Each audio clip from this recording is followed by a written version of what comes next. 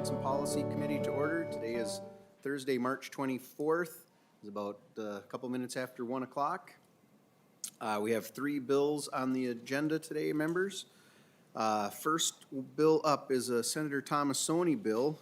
It is Senate File 2905. I do not believe we have any amendments on this one. This is for some supplemental financing for NRRI through the University of Minnesota, and we have a couple of testifiers. First up, we have Michael Oakes. If you would please identify yourself for the record, and you can begin your testimony.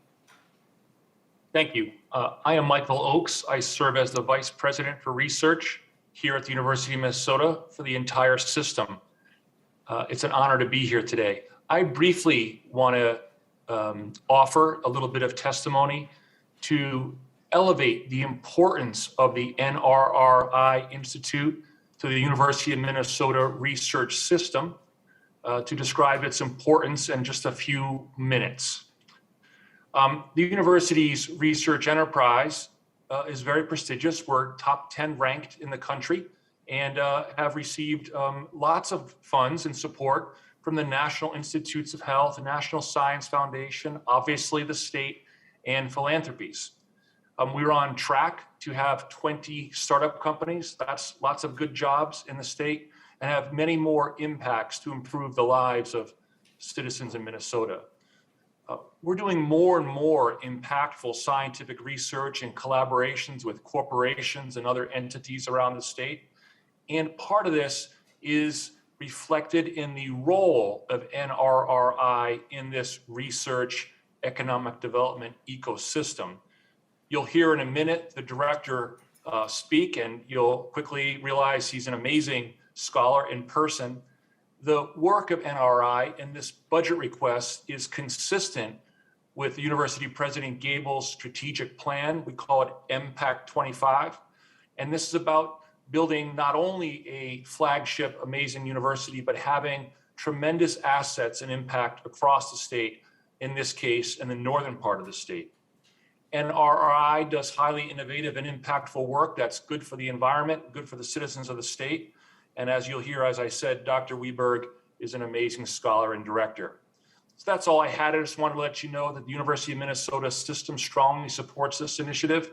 And I'm a proud friend of Director Wieberg, and I'll pass it on to him, Chair, if you'll permit.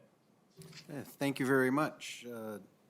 Mr. Wieberg, will you identify yourself for the record and we can begin your testimony? Yes, thank you. My name is Rolf Wieberg. I'm the Executive Director at the Natural Resources Research Institute of the University of Minnesota. Thank you, Chair Rarick, and members of the Higher Education Finance Policy Committee for the opportunity to testify in support of Senate File 2905. Thank you particularly for the ability to do this remotely. Although we're probably all sick of remote, we've got a Fortune 500 on the other side of that wall that I'm looking forward to engaging when we complete this conversation. I'd like to thank Senator Tomassoni for support of this bill and introduction, as well as for his being a steadfast champion of NRI, supporting our mission, offering lots of guidance, and most of all, sharing our enthusiasm to create a new opportunity for Minnesota. And I'd like to thank Vice President Oakes for your comments and sponsorship of this bill. I'd like to continue the conversation with a very brief highlight of NRI and some of the returns on investment that you're expecting from us. We hold ourselves accountable to that as a way to provide context as we talk about these two requests of the legislature. So I want this to be a conversation. Please feel free to interrupt me. I can't see you when I'm sharing these slides, so please feel free to interrupt. I'd rather have a conversation than a lecture. Again, thank you. We're here to drive innovative research that has global relevance to make the state move forward as well as the nation. To remind you, the NRI was created by the legislature for the legislature to make good, long-lasting decisions regarding our natural resources and our economy, to promote that private sector employment, just an economic development conversation, of course. Our mission really drives those first four words: deliver. You expect us to deliver, and that's the first word we use. But the idea of integrated research solutions, NRI coupled with the University of Minnesota, is able to pull together many different expertise under one roof to solve problems and drive forward. If we're successful doing that, we're going to help you and the rest of the state fulfill our vision, which is to discover that economy of the future that we need to be participating in on a global scale. We have, you know about us, most of you, so I'm not going to spend any more time on that, but I want to talk about where the three places where we actually deliver. We call these strategic initiatives, and I review them quickly. First is talking about ecosystem resilience. This is understanding the world we live in, our impacts, and how to understand them, delivering strategies and technologies to mitigate those impacts. In other words, owning both ends of the pipe and understanding the world we live in. The second strategic initiative is the future forest industries. Not only understand the forests today as they are changing as we speak, but understand the impacts of harvest scenarios, what opportunities we have with hybrid plant species, developing partnerships for engineered forest product opportunities that I'll be talking about in a few minutes with another group, and ideas of how to take biomass into energy conversations and create value-added carbon products that also help us sequester carbon. And finally, iron and minerals of the future. We've got opportunity here in Minnesota. How do we characterize those ore reserves, understand how to manage those reserves and get the most value out of them? So I think, we sent the legislature essentially a report card every year to tell you what we're doing with the money you give us for projects. And I wanted to briefly highlight three things that focus on those impact areas. First, in our ecosystem resilience initiative, right? You have helped invest in sulfate removal in Minnesota waters across the state. We have a low Minnesota standard for wild rice at the moment. Current technology is extremely expensive, particularly for small municipalities. NRI has developed 3 separate technology platforms that we're now deploying in trailers, similar to what you see here in the picture. We're bringing low cost effective means of reducing sulfate in municipal water treatment systems. This past summer, we demonstrated moving from about 160 ppm to less than 10 repeatedly over a period of months in 2 separate water systems. This is value to municipalities, value to the state. Currently, we're looking at extending that to a challenge at the St. James Pit on the Iron Range in conjunction with DNR and MPCA. Turning to iron of the future, we have landed a major investment from the U.S. Department of Energy, leveraging the Minnesota legislature's investment in NRI. Today, Minnesota taconite accesses 30% of the U.S. steel industry. Our resources are changing. We need to transition to metallic products so we can participate on that global scale. This DOE grant is supporting unique technology development that's going to benefit the iron and steel industry, both in terms of reducing greenhouse gas, but also driving competitiveness on a global scale. This is good news for jobs here in Minnesota. And finally, another one playing with our future forest industries initiative. Thermally modified timber is a material that NRI has been piloting and working with for the past 8 years. And we're very pleased to say that we are supporting the Arborwood startup in Grand Rapids. We are their research and development arm, as well as a source of understanding how to utilize these secondary forest species that have no commercial value today. And you'll see in the picture there on the far right, lower right, that's a picture of the decking material that Arborwood is looking to make out of secondary species here in Minnesota. Again, creating jobs and opportunity for Minnesota's natural resources. So turning to the facilities and what we're focused on today, I think most of you are aware that we have 2 major facilities for NRI. The first is the Duluth facility, which is a former Air Force building, a wonderful place to be in a tornado, but it was last updated at the end of the late 1980s. The Colerain site you see on the right, this is where we have, it's a 27-acre former U.S. steel site that we onboarded in the 1990s. It's 15 building, 27 acre, and this is where we do our large scale metallurgy, mineral processing, and biomass conversion work. This is, when you look across these two assets, we go from the test tube to the ton, which makes us fairly unique nationally for these capabilities we have that can leverage university technology, demonstrate it, and commercialize it. So what are we talking about? In our Duluth facilities, as I said, it was last upgraded in the late 1980s. Since then, we are almost triple the number of people working here, and we're quadruple the number of projects from that period of time. Bottom line, we're out of space.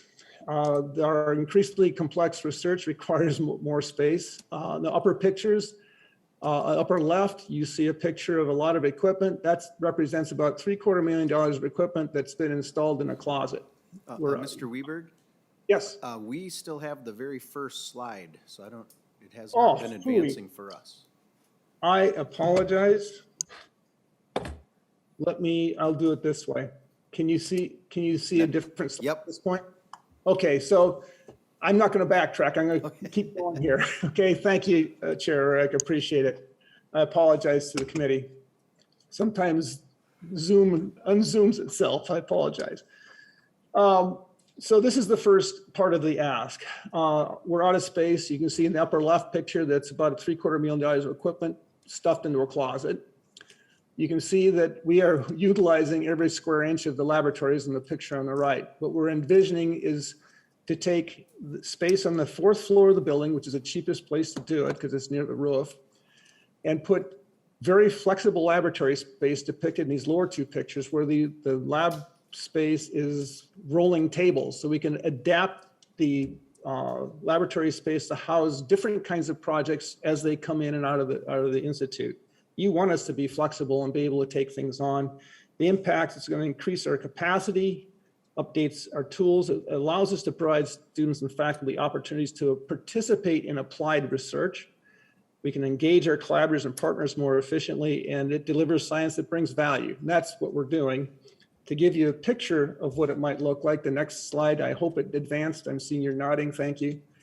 We're taking the 4th floor, in that colored area is what we are going to be repurposing. Right now, that's office space. It's going to be repurposed into advanced laboratory space, essentially giving us the laboratory space we need for the foreseeable future. It's important, and it's going to allow us to not only do our work more efficiently, but frankly, more safely. The second piece of the ask is looking at the Colerain facilities.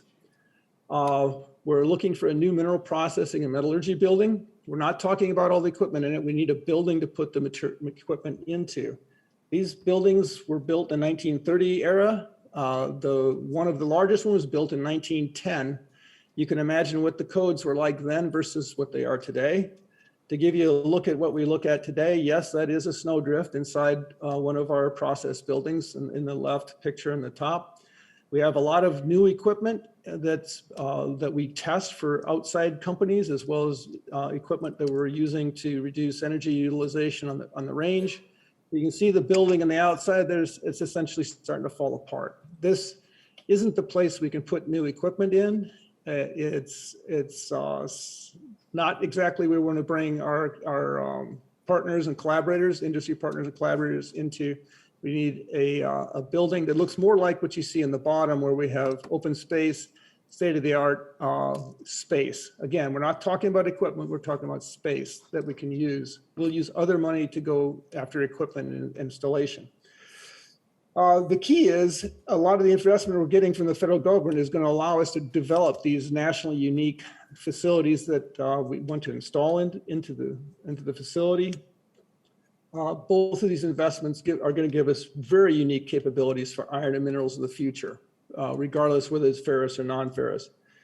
The impacts, again, enhance the Minnesota minerals portfolio with reduced carbon footprint, reduced energy water consumption, management of our environmental impacts, all tied into that. and most importantly, driving external funding for a lot of this work from DOE, the USGS, Department of Defense, as well as Department of Agriculture, all interested in this type of work that we're carrying out. Again, leveraging Minnesota money to federal. To give you a picture of where we are, this is the site I showed you earlier. This is where the building would go. It would essentially replace the one that's behind it. We currently have the University of Minnesota Engineering Department looking at design criteria for what that building would look like. So that gives you, I hope that gives you a picture of where we wanted to go, why we're asking for this, and the reason we're asking for it. And again, I thank Senators Tomassoni, I thank the committee, and I thank Vice President Oaks for your support. And I would look forward to stopping the slideshow, and very happy to answer any questions that you might have. Thank you. Yeah, thank you very much for that presentation and explaining to us how you're going to use the money. Members, are there any questions at this time? Senator Clausen. Thank you, Mr. Chair. Not really a question, but I would encourage legislators, if you've ever had an opportunity to visit the NRRI facility outside Duluth, to do so. It's a unique building to begin with because I think it was part of the DEW line during the Cold War. But the work they do is so important, conserving some of our natural resources, but also find new economic markets for our natural resources in Minnesota that we've been so blessed with. I do have a question, I guess, for Dr. Wieberg, and that is, when are we going to get some of those taconite tailings to fill the potholes down here in the metro area? I know you've been doing research on that. Mr. Wieberg. Chair Rarick, Senator Clausen, thank you for your comments. And it's really fortuitous that you brought that up because I just got out of a 2.5-hour meeting talking about that very topic. Just because you have a good idea doesn't mean the market cares. And that's always a difficult lesson to learn. The road patch that we've come up with works extremely well. We have it on I-95, the Duluth Airport, and about half a dozen other places. The ease of doing it is difficult because it sets up so quickly. So instead of, we are working with some people that are going to carry that forward as a road patch material, but more importantly, we're looking at opportunities where it becomes more of an inorganic composite, if you will, for building material development, including low carbon means of replacing some pre-stressed concrete, for example. We're working with different people around the state to say, well, okay, if road patches, you can buy it for $1.95 at Menards, and we're never going to get that statewide, how do we repurpose that and get the higher value in the higher value market to start with? So we are refocusing that. We have invested in 2 business development experts here that are vetting that right now with Minnesota concrete structural companies right now. So great. I mean, literally last hour, I spent 2.5 hours talking through that. So timely question. Thank you. Any follow-up, Senator Clausen? Just a quick follow-up. Sorry. There we go. Well, we're waiting, and the quicker you can move on that project, the better. Thank you. I think it's those darn space bars that get us when we bump that on our computer, it unmutes us. So, Senator Jasinski, did you have a question? Thank you, Mr. Chair. I just want to make a comment. The research looks great, so and it's a Tomassoni bill, so it must be a good bill. So I'm in favor of it. So thank you. Yes, thank you. I do not see any other questions. I have just received a text from Senator Tomassoni. He does not have any final comments, but he did want to say it is a good bill and he hopes we can support it. So with that, we will, and thank you again to the testifiers for helping explain everything to us and showing us that it is a really good project. So with that, we'll lay Senate File 2905 over for possible inclusion.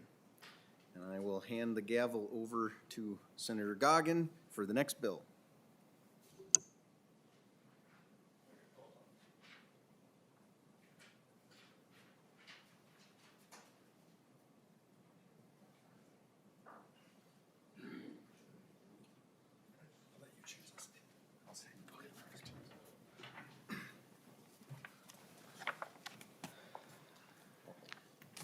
Up next on our agenda is Senate File 4096. And Senator Eric needs his glasses, so hold on just a second. Mr. Chair, I can relate.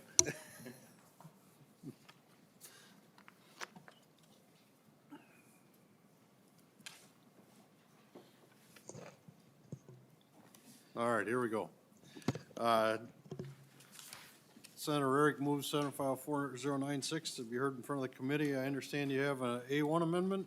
Yes, Senator Mr. Eric? Chair, just a little technical amendment to correct, or to align the language with the language that Min-State uses. Okay. Any questions on the amendment by any of the members? Seeing none, all those in favor of the amendment, say aye. Aye. Aye. Those opposed, say nay. Amendment approved. To your bill as amended, sir. Thank you, Mr. Chair, members. Senate File 4096 is a bill that I have feel very fortunate to have been reached out to carry. It has a great crossover between this committee and the Jobs Committee, which I work on as well. You know, there are currently thousands of jobs, good paying jobs in various healthcare professions, and we need to do more to attract young people into these careers. Minnesota's demographics show that we have an aging population, and we need to encourage some of the younger folks to get into this workforce to care for them. This will likely involve numerous approaches like apprenticeships, loan forgiveness, retention bonuses, career ladder investments, and it's important to remember that one approach might work well with some groups and different programs with others. But one tried and true approach that we know works is scholarships, helping to defray the costs of higher education and program training. This bill has an ambitious goal of awarding 1,000 scholarships of $5,000 each in an effort to attract 1,000 individuals into the allied health professions. While less well known than physicians and nurses, these allied health careers are still very important in healthcare delivery. This bill seeks to support educational scholarships for laboratory professionals, respiratory therapists, radiology technologists, and surgical technicians. The bill also includes funding for both the promotion of the program and the administration of the program. It's a one-time appropriation, and it would be available in the 23-24 academic year. There are a lot of options in the job market right now, but without these healthcare professionals, we won't have people who can run our life-saving lab tests, operate ventilators, mammography, x-rays, diagnostic imaging, and efficient and safe surgical care. The Minnesota Hospital Association can provide some additional information about the program, the vacancies, and hopefully the outcomes. Thank you, Senator Rarick. And Danny Eckert with the Minnesota Hospital Association. Did I pronounce your last name correct, I hope? Yes, you did. Okay. Thank you. Yeah. If you'd state your name for the record and begin your testimony, please. Thank you, Mr. Chair. Good afternoon, members of the committee. My name is Danny Eckert. I'm with the Minnesota Hospital Association. I want to thank Senator Rarick for his comments on the bill. But further, it is well documented that COVID-19 has placed an enormous amount of stress on the entire healthcare workforce. The Minnesota Department of Health documented in a recent survey that since the start of the pandemic, healthcare job vacancies are increasing at a steady pace. The share of providers planning to leave their jobs in the next 5 years is increasing, especially in rural areas. And the Minnesota Department of Employment and Economic Development estimates that there are currently 40,000 healthcare job vacancies across the state. Put another way, that is 1 in 5 total job vacancies in Minnesota are in healthcare. One field of the healthcare workforce that is sometimes overlooked, but no less important to the care team in delivering services that Minnesotans need is allied health technicians. These are critical professions in healthcare that valiantly served during the pandemic. For example, respiratory therapists were the individuals who ran the ventilators on COVID IC units around the clock. Lab technicians were the individuals that the entire state relied on to run the COVID tests that were critical to contact tracing and all the beginning and continual efforts to fight the pandemic. In short, they are essential, they are on the front lines of patient care, and they are in high demand. However, they too are experiencing shortages, and based on a February 2022 snapshot from Minnesota State's Health Force Center for Excellence, there are roughly 2,000 open allied health technician jobs in the state, and that number is going to increase. For instance, between now and the year 2030, Health Force projects at least an additional 6,800 allied health job openings across the state. Solving the workforce shortage in healthcare is necessary and will uniquely require various approaches and investments in higher education. Our goal with Senate File 4096 is to begin the multi-year process to recruit a new cohort of allied health technicians by establishing a one-time scholarship program for students newly enrolled in an accredited allied health technician program in Minnesota during the 2023-24 academic school year. Each scholarship will total $5,000, and the target is to award 1,000 scholarships to individuals pursuing a career as a laboratory professional, respiratory therapist, radiology technician, or a surgical technician, sorry. The proposed scholarship program is modeled after the successful quote-unquote 1,000 CNA program currently underway at the Office of Higher Ed, and will build off the positive experience that Minnesota State has developed in marketing and administering that program. In closing, filling the many current opportunities for a career in healthcare in Minnesota requires personal and public investment in higher education. Students have to take on incredible education costs, and those, for many, are a real barrier, but one that we know that scholarships help overcome. So I want to, further in closing, I want to thank Chair Tomassoni for bringing this bill before the committee. I want to thank Senator Rarick for chief authoring this bill, and Senator Clausen for being our co-author, gave it a bipartisan kick. And so I ask the full committee for your support, and I stand for any questions. Thank you, Mr. Eckert, and members will open it up to any questions. Senator Clausen. Thank you, Mr. Chair. Just a comment. We do know that healthcare is the fastest growing employment area in Minnesota, and we need to make sure those workers are there to care for all of the Minnesotans that are in need. The one thing that I like is this is really to incentivize young workers to go into a field where they can get the training, there are jobs waiting for them, and they're good paying jobs. There's no question about that. I think also, these were also our essential workers during the darkest days of our pandemic. And I think, again, this is being stalled a little bit, but our essential worker pay that we've been debating, I think if we can get that out to the people that are in the field, some of those might want to use that money just for additional training to elevate themselves into the field for an advancement. And I think that on both ends, the essential worker pay, and then also let's get some incentives for our young people through scholarship dollars to get the pipeline, getting it moving and get people out there and working. So thank you for this bill. Thank you, Senator Clausen. Anything further from the members? Hearing no additional questions. Senator Rarick, any final comments? Thank you, Mr. Chair and members. And, you know, I hear many stories firsthand. My future daughter-in-law is a lab technician with x-rays and a lot. So I have heard firsthand from her how hard it has been to fill all the positions in this area in the hospitals. She has worked many double shifts because of the lack of the workforce. So if this can help encourage more people to get in, that would be great for that industry. So thank you for the consideration. Thank you, Senator Rarick, and with that, we will lay the bill over as amended. Thank you.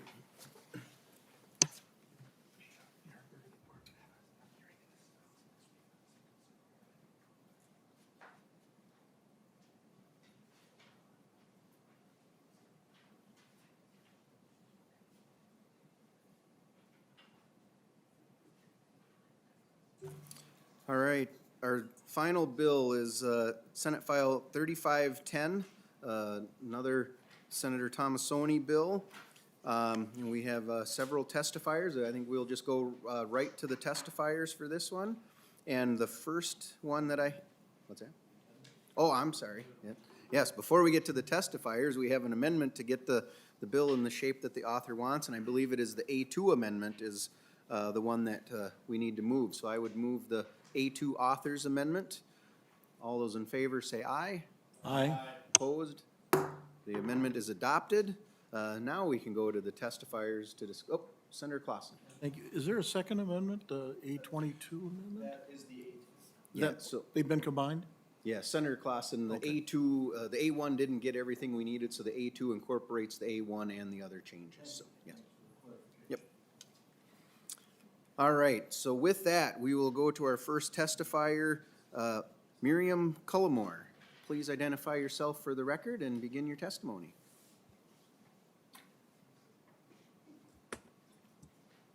Good afternoon, Mr. Chair and committee members. For the record, my name is Miriam Cullimore. I am the student parent and whole family coordinator with the Minnesota Office of Higher Education. Thank you for the opportunity to share information about the Student Parent Support Initiative. As you will hear in testimony today, there are a multitude of challenges parenting students face when pursuing a post-secondary credential, ranging from financial strain to successfully navigating the college landscape to ensuring their child is well cared for while they attend classes and work. We know that student parents in Minnesota are more likely to be women, unmarried, enrolled part-time, and low income. We also know that of the Minnesota students who received SNAP benefits between September and December 2021, 39% reported having a child at home. Additionally, in the 2019 to 2020 academic year, over 50% of unmarried student parents who received a Minnesota state grant had annual average incomes under $20,000. By comparison, the average family adjusted gross income for the parents of dependent students was roughly $93,000 in Minnesota. This tracks with national data, which shows that nearly 70% of two-year college students with dependents live at or below 200% of the federal poverty level. This indicates that parenting students have considerably fewer financial resources available to them than college students without dependents. National research finds that while single mothers who earn college degrees experience significant benefits for themselves and their families, they are also some of the least likely students to complete their degree. Nationally, only 8% of single mother undergraduates complete an associate or bachelor's degree within 6 years of their initial enrollment, compared to nearly half of women in college who are not mothers. These statistics really describe some difficult realities for parents who want to continue their education. The proposed initiative will support access to childcare, coaching or navigation services, and additional financial aid, among other services, helping mitigate these unique challenges. By funding the Student Parent Support Initiative, more institutions will be able to offer the type of individualized support student parents often need to persist and succeed in their educational goals. By supporting parenting students now, we invest in greater economic stability, not only for these students and their families, but for Minnesota as a whole. For example, single mothers in Minnesota who graduate with an associate's degree are 48% less likely to live in poverty than a high school graduate, saving Minnesota more than $21,000 in public assistance spending over their lifetime. They will earn an additional $295,000 over their lifetime with a high school diploma alone, contributing more than $82,000 more per graduate in lifetime state taxes.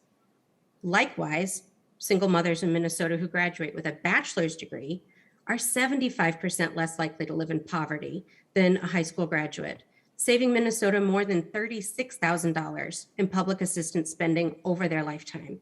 They'll earn an additional $571,000 over their lifetime than with a high school diploma alone, contributing more than $217,000 more per graduate in lifetime state taxes. So state investment in services like those proposed here more than pay off based on what parenting graduates can contribute in future lifetime state taxes. We also know that the Institute for Women's Policy and Research estimates significant returns on state investments in childcare, case management, and financial aid.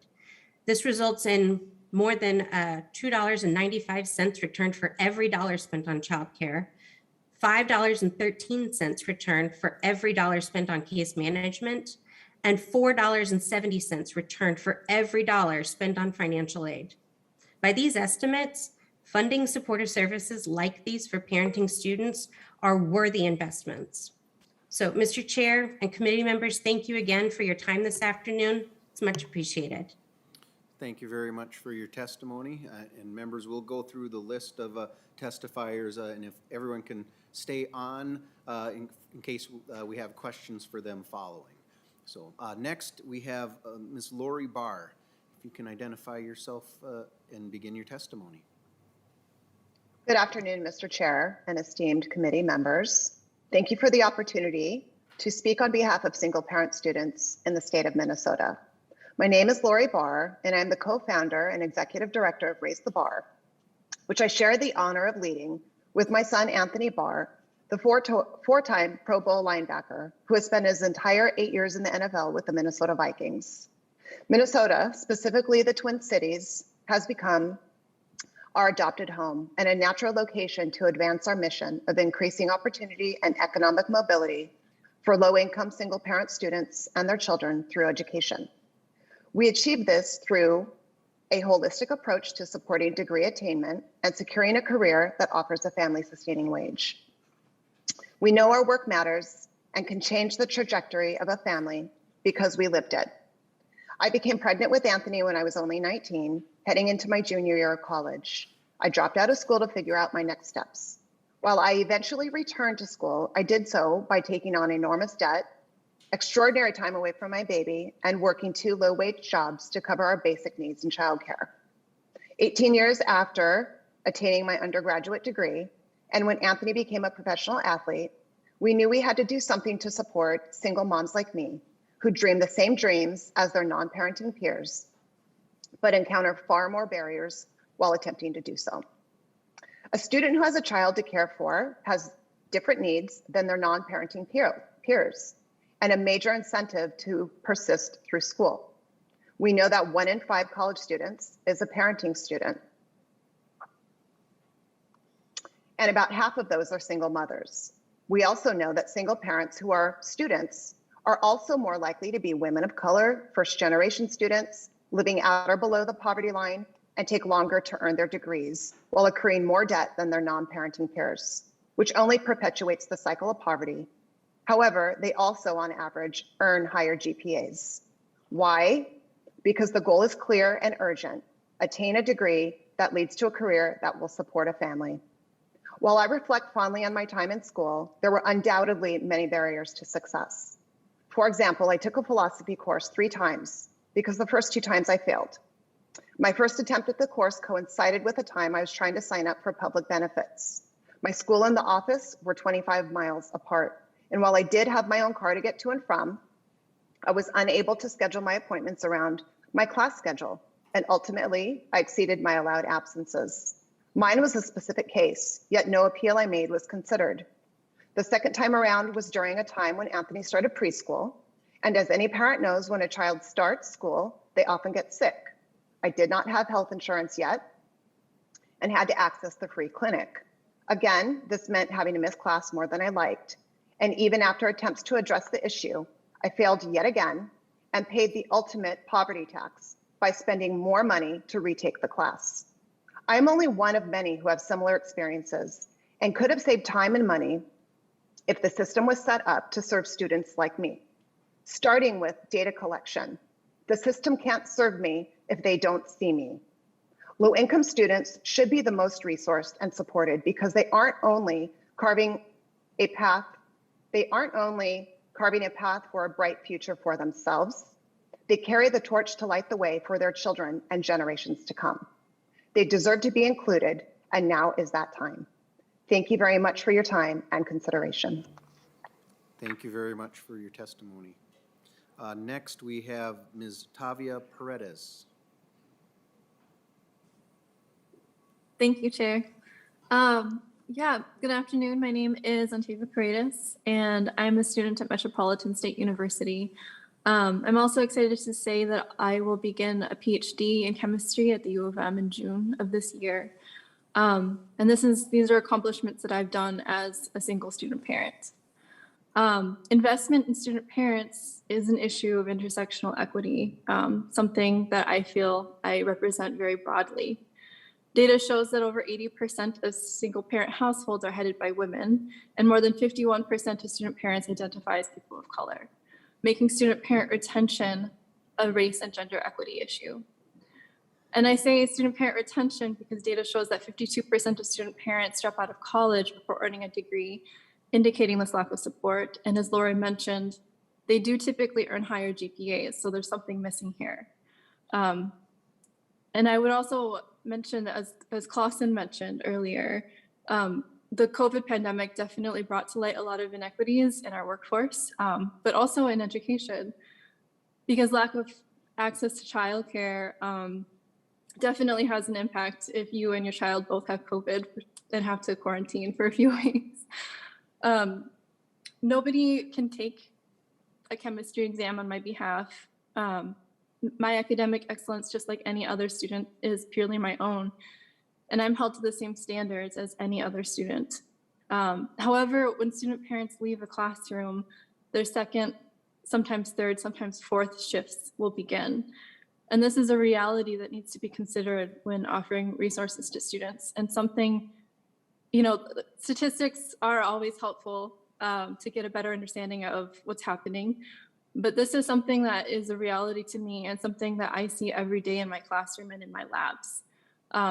Students sometimes don't show up and sometimes they don't come back.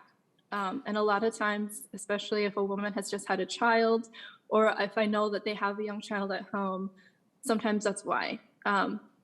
Because they have to prioritize, and sometimes school isn't what comes first.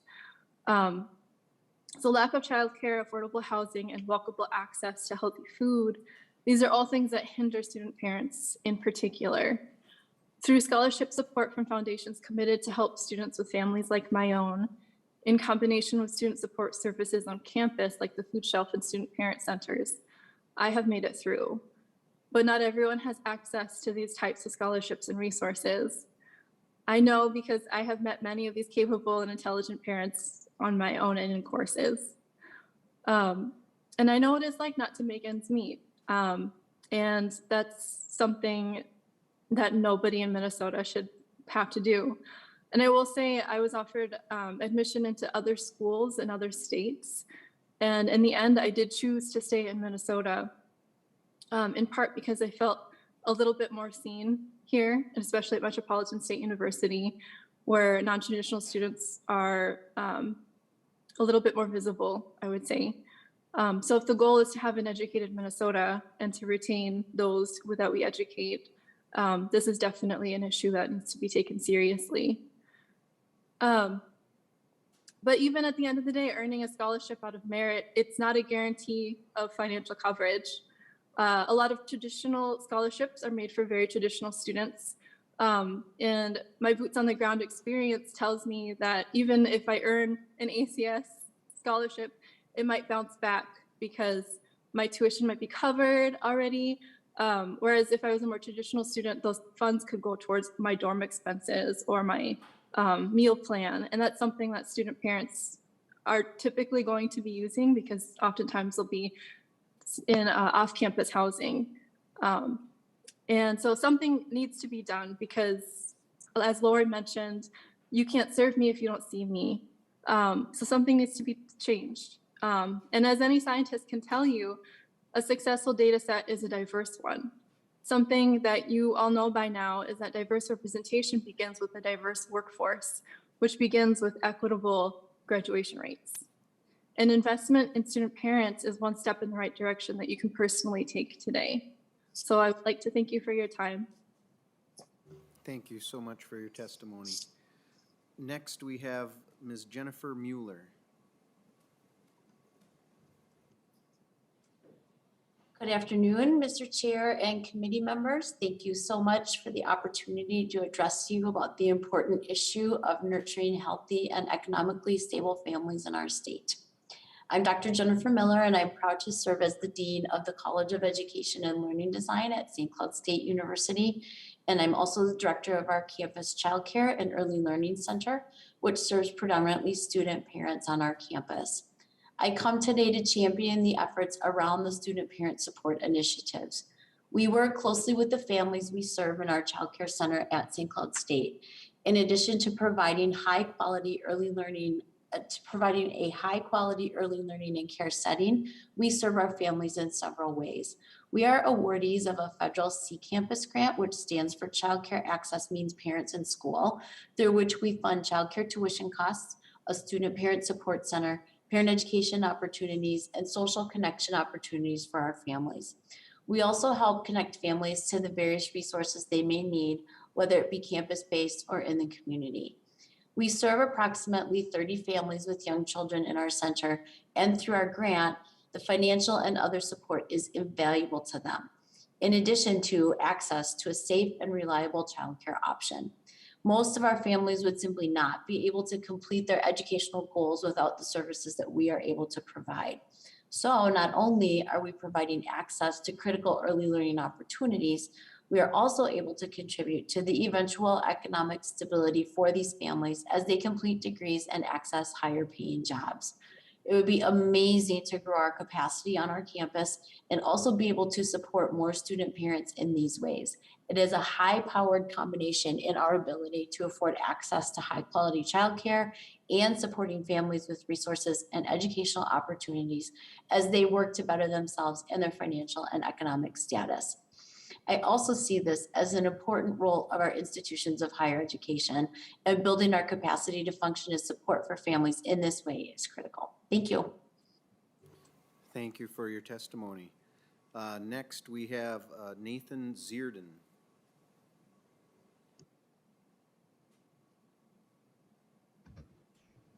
Hi, my name is Nathan Zierden. So I received the dual training grant, which is a little different than what we're currently talking about. So I'm not sure if I'm supposed to be talking right now. But so that was awesome for me. It changed how I saw school and how I went to school. So I received the dual training grant the spring of my junior year. And it really gave perspective to me because I would go to work and see things at work, and then I would go and learn about them in a classroom. And it really gave perspective and, oh yes, I do need to be learning this stuff. And actually ended up leading into a career change for me.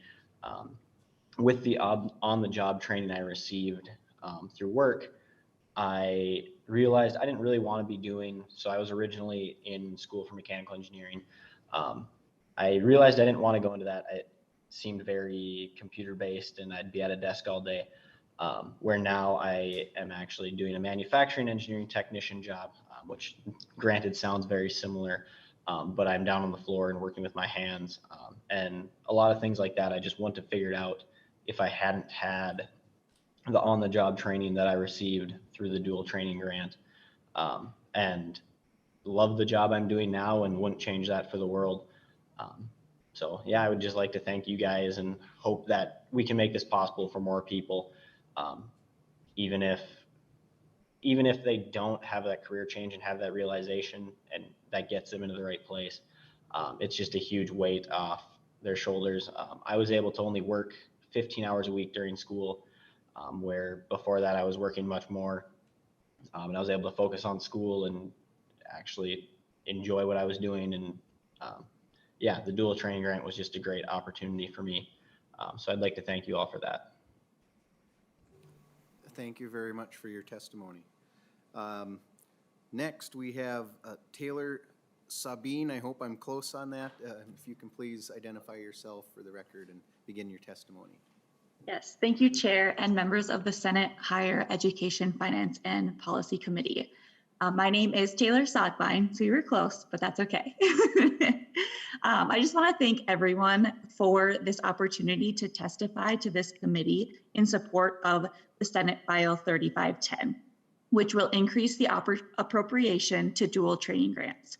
Again, my name is Taylor Sabine, and I am currently in the second semester of a respiratory therapy program at Northland Community College in East Grand Forks. I'm also one of the recipients of the Minnesota Dual Training Pipeline Grant.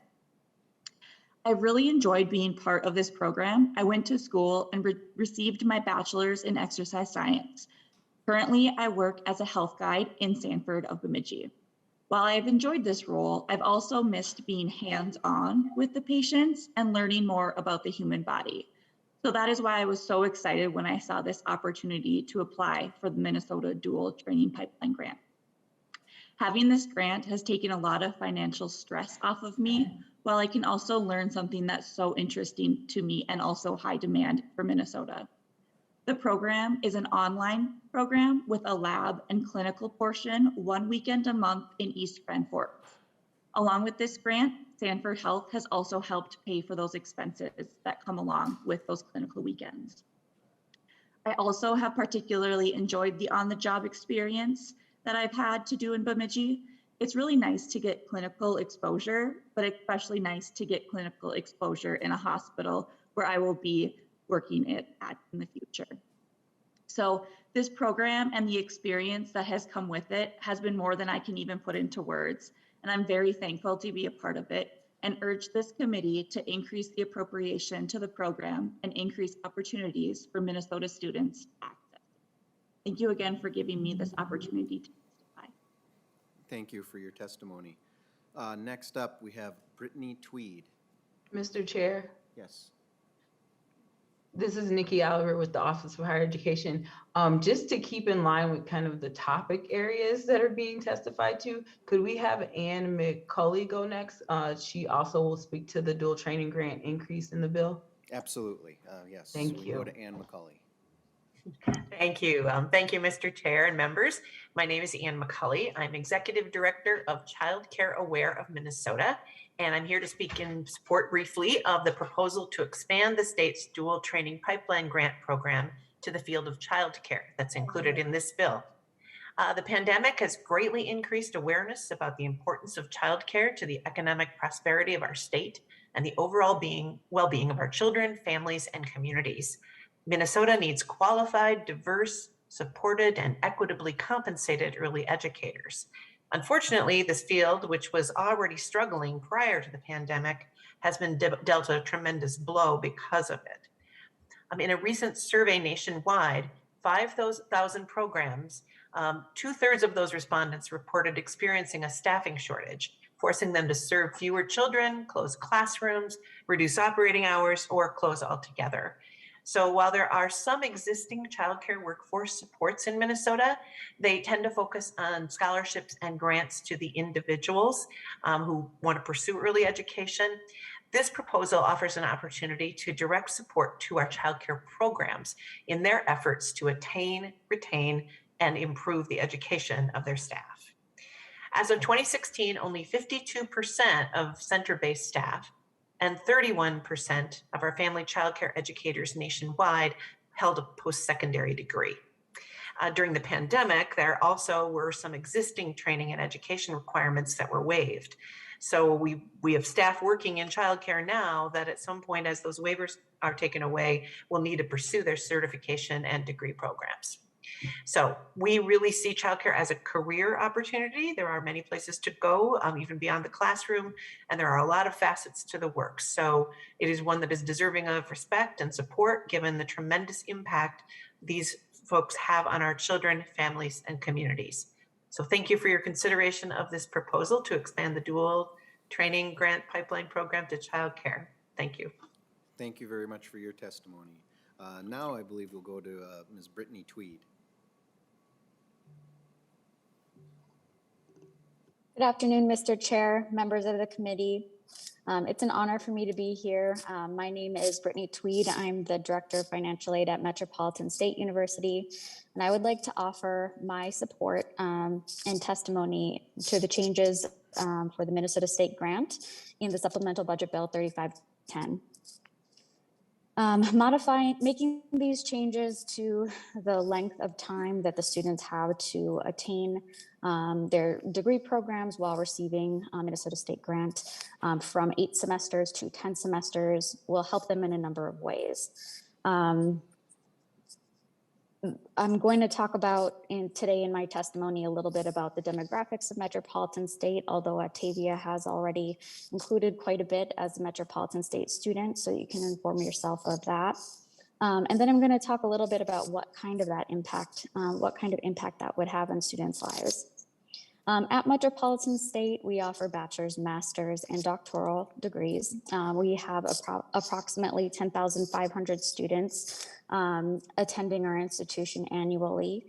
That equates to around 7,500 students by FYE, and that's because that's a full-time conversion, basically. So many of our students, like Octavia, attend part-time, or like Lauren did, attend part-time. And so they end up taking longer to complete their programs. The majority of our student population are working adults supporting families. They're first generation, they're low income, and they're BIPOC students. Let's see, last fall, this is fall of 2021, so we're in the middle of the pandemic, 1,726 students benefited from receiving the Minnesota State Grant. And those funds go directly to tuition and fee costs. They go to cost of living and other basic needs. This amounts to $2.4 million for one term. And it indicates an average award of $1,418 per student for the term. This semester, 19% of those students that received Minnesota State Grant in fall of 2021 lost their eligibility to continue to receive Minnesota State Grant. That means 324 students from last fall to this semester are no longer receiving those additional funds.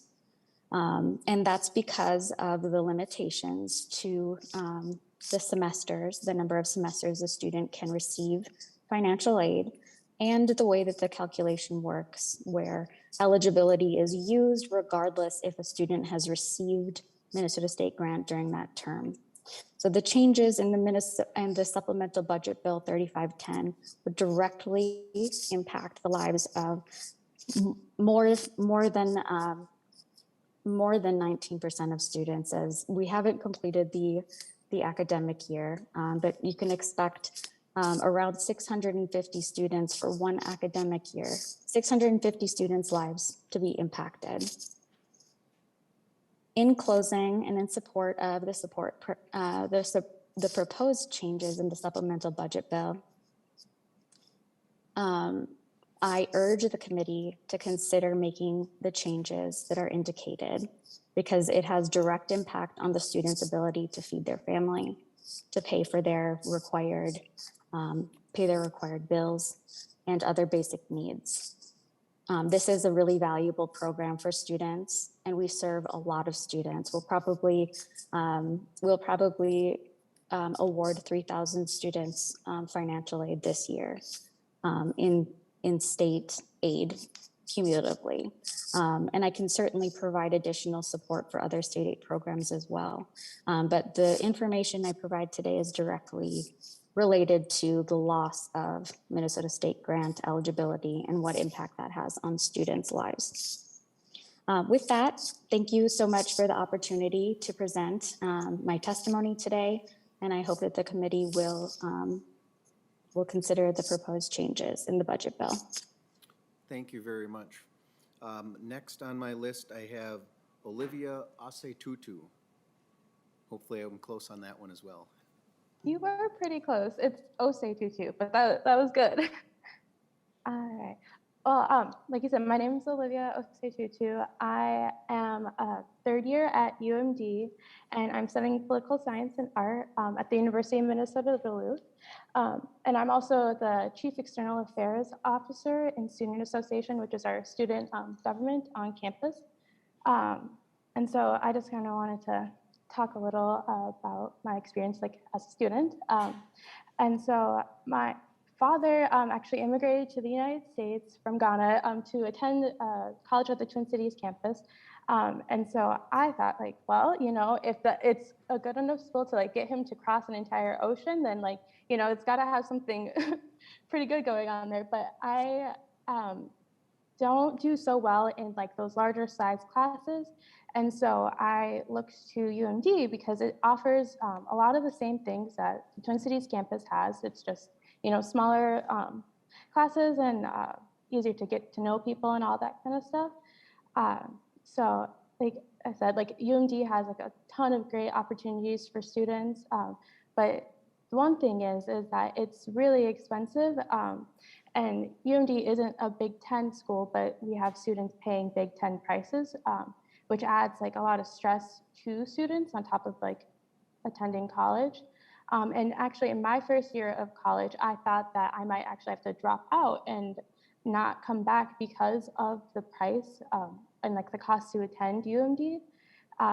And I like also have had friends who like either have to like really overload their credit schedule each semester, or work an extra job or a ton of extra hours just so they're able to pay their like fees and expenses for the university. And like having the stress of like having to like pay for college and do well and try and do well academically is just not the key to success as a student. And so as a representative for the student body here, it's my job to like advocate for my fellow students to the best of my abilities, and having the full amount of the $65 million that the university had originally requested would help alleviate the financial burden that students here at UMD face especially, and like while attending college and also after they graduate, since we do have the highest in the system loan repayment. So yeah, thank you for your time, and I hope you guys consider to support UMD still.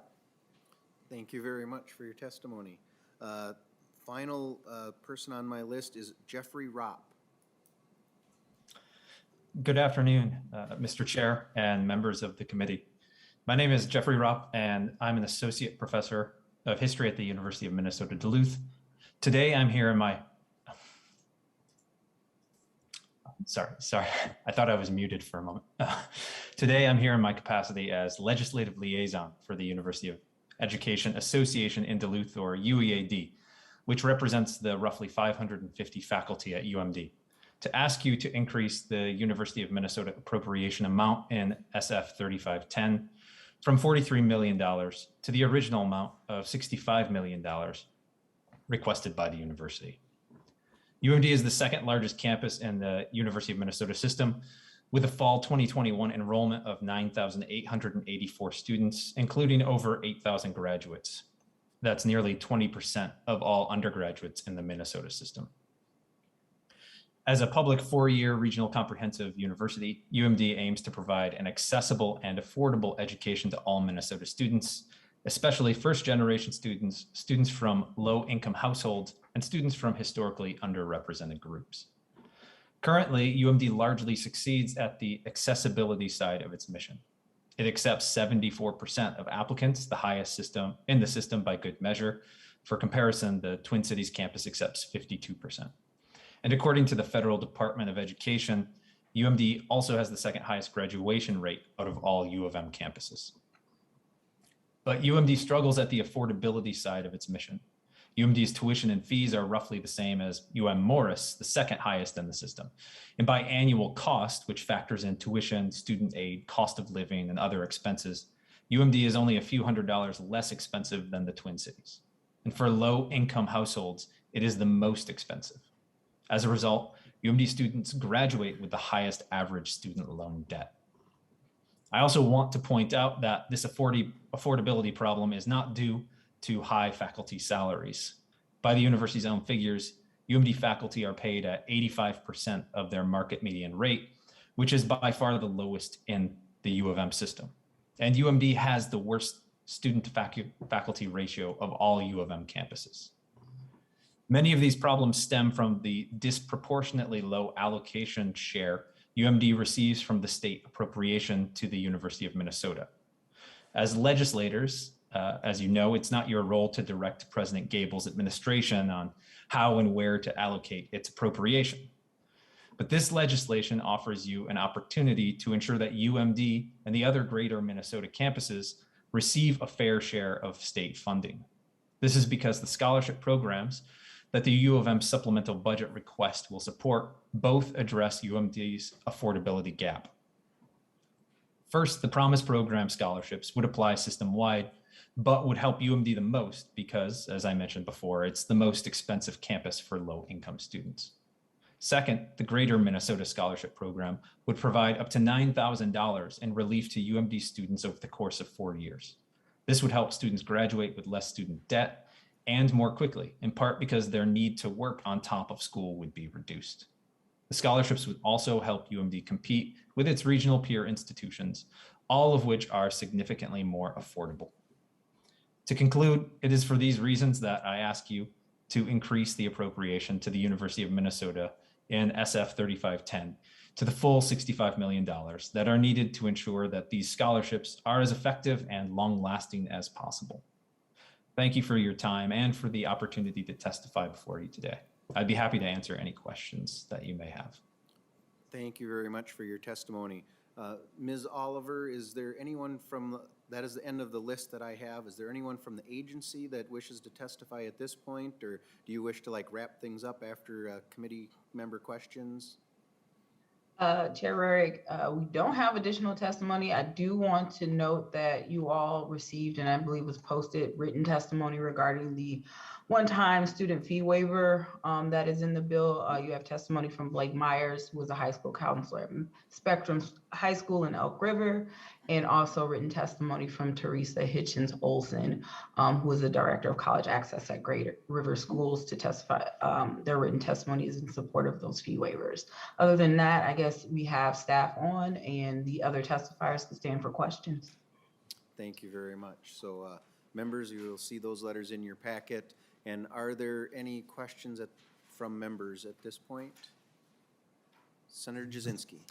Thank you, Mr. Chair. Not so much a question, but a comment just on the last testifier. Having 2 children at University of Minnesota Duluth, I would appreciate the funding of University of Minnesota Duluth. Didn't qualify for any grants ourselves, but again, the tuition and the support that they can give for University of Minnesota Duluth campus, I think is very important. So thank you.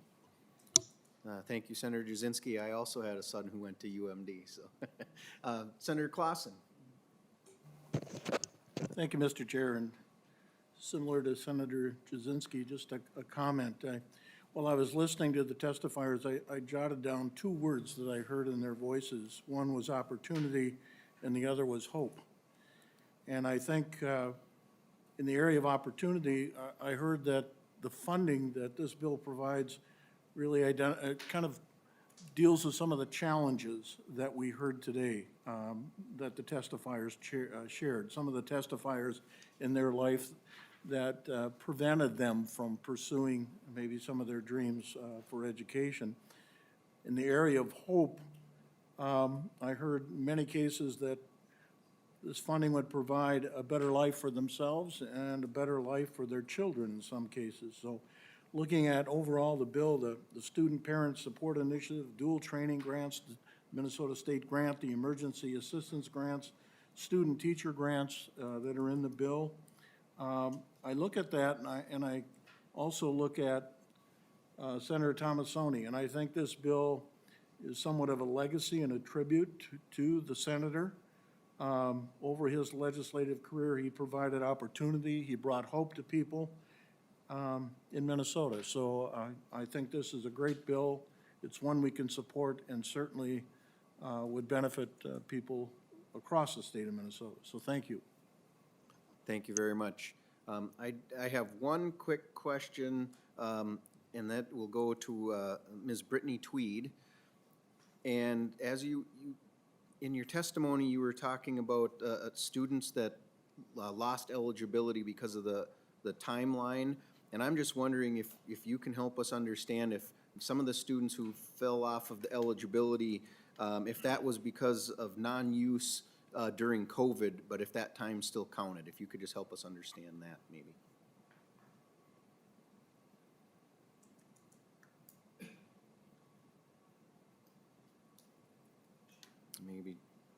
Maybe she has left, but I see Antavia has raised her hand. If you can help with that one, maybe. Hi, yes. So I actually wasn't eligible for the childcare grant through the Minnesota State grants until I was already done with my 2-year degree, which I completed taking like 1 or 2 classes at a time. I didn't need to take all that calculus to figure out that I would not graduate for a long time if I continued down that road. And so I did utilize the child care grant for, I think, 2 semesters, 1 full year. And then I lost eligibility because at that point I'd been in school for 8 semesters. I think it's 8 semesters. And I haven't been able to get it since. And I've done the last 2 years of being a full-time student at Metro State without that grant. So I'm not sure if that's helpful, but I only utilized it for 1 year. And I lost eligibility based on the time frame. Ms. Oliver, I see you have your hand up as well. Yes, Mr. Chair. So 2 things, and I'm sorry I forgot. I know you all adopted the amendment which addresses the governor's revised to this supplemental, and I think it's important that we mention the CNA initiative. So we do have the commissioner on that can speak to that. But to your question, we do have Nicole Whalen, who probably can answer your question more directly regarding the loss of eligibility for state grant. Okay, you said Ms. Whalen? Yes.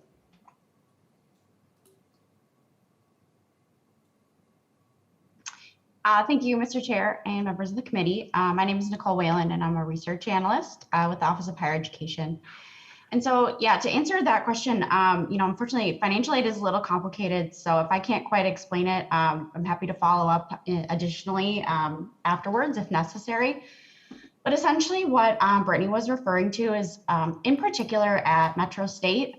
So Metro State typically has a much higher percentage of adult learners that attend that institution. And so what she's referring to is it's quite possible that many of those students may have attended college initially, when they turned 18, right after they graduated high school. They may have been declaring their parents' income on their FAFSA, which may have put them out of the income limit for receiving a state grant, perhaps at that time. And so then when these students do go back and re-engage in learning at a later date, what they might find is that, so now they're starting their program over again. They have 120 credits to complete.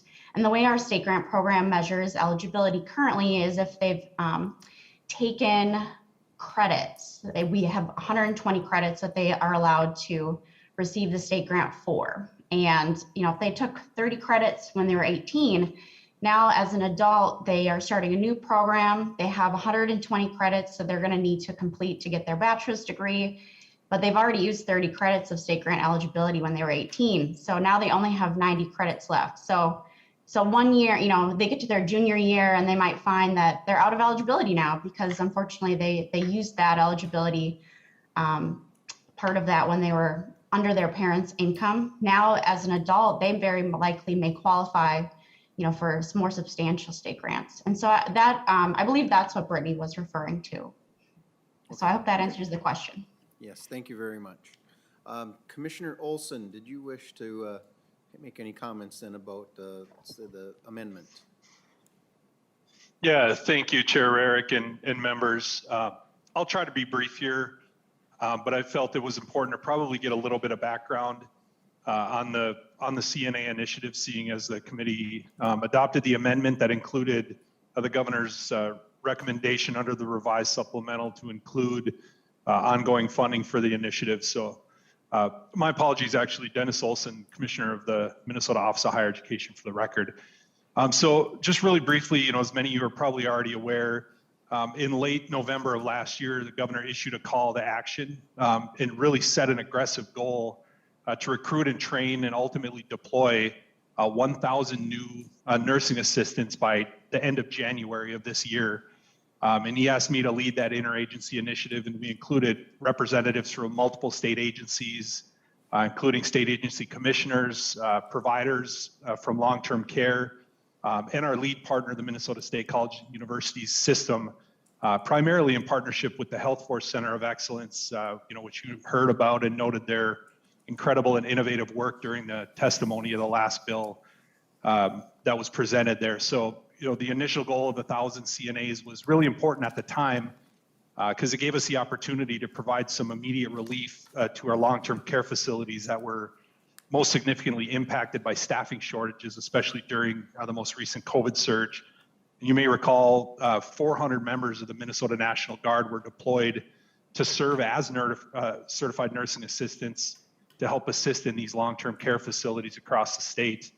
And the key goal really at the time for the initiative was to provide a demobilization strategy for the Guard to allow the citizen soldiers really to return back to their citizen lives as soon as possible. And so we really appreciate the Guard for stepping up during that time and answering that call and appreciate their service. But we need something more than that as an emergency option. So as was shared in the testimony of the last bill as well, that initial goal of 1,000 was just kind of the start during the emergency process. But we have over 40,000, as you heard, healthcare vacancies statewide, and of those 40,000, 15,000 of them are certified nursing assistants alone. So 15,000 out of the 40,000 vacancies are CNAs.